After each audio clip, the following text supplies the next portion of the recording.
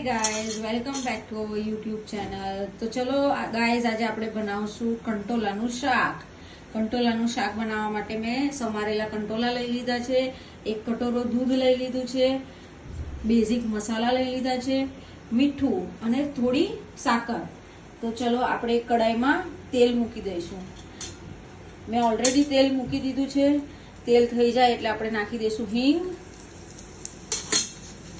નાખીને કંટોલા,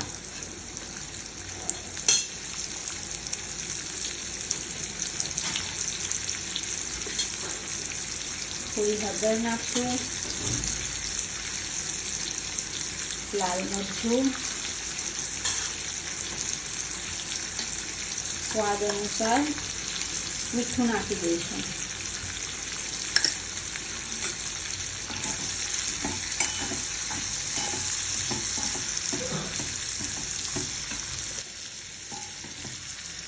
હવે અમે નાખી દઈશું દૂધ.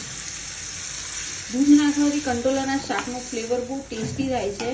અને સાકર આપણે સૌથી છેલ્લે ઉમેરીશું, જેથી કરીને કંટોલા ચવડ ન લાગે. હવે આને આપણે થોડી વાર ચડવા દઈશું. તો જુઓ ગાઈઝ, આપણે કેવી રીતે કર્યું છે. એમાં દૂધ એકદમ બળી જશે, દૂધનો ભાગ નહીં રહેશે. અને હવે 2-5 મિનિટમાં આપણું કંટોલાનું શાક તૈયાર થઈ જશે. હવે આપણે એની અંદર સાકર ઉમેરી દઈશું.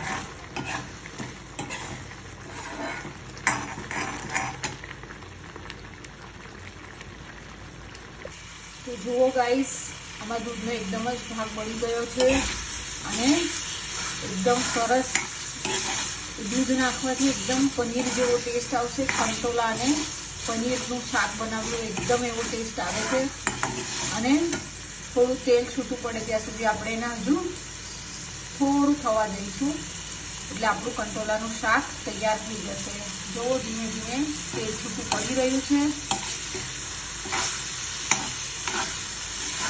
ગાઈસ, આપણું કંટોલાનું શાક તૈયાર છે. ગરમા ગરમ રોટલી સાથે પીરસી શકાય છે. તો તમને અમારી ચેનલ ગમી હોય તો લાઈક કરજો, શેર કરજો અને સબસ્ક્રાઈબ કરજો. થેન્ક યુ સો મચ અમારો વિડીયો જોવા માટે થઈને. આપણું કંટોલાનું શાક એકદમ તૈયાર છે.